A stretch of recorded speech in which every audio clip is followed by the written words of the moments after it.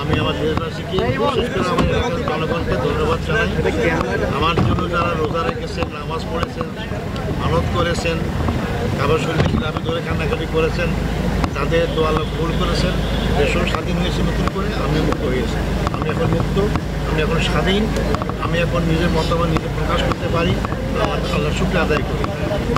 কার জনসংখ্যা থাকলে কেউ পালায় যায়?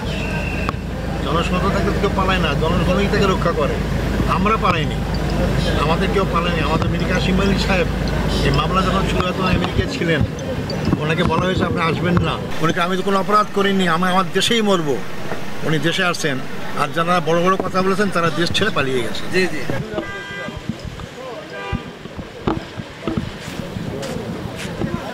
শুনতে পারলাম, কান দিকে যেতে শুনতে পারলাম না। আমি শুনছি কি বলছি।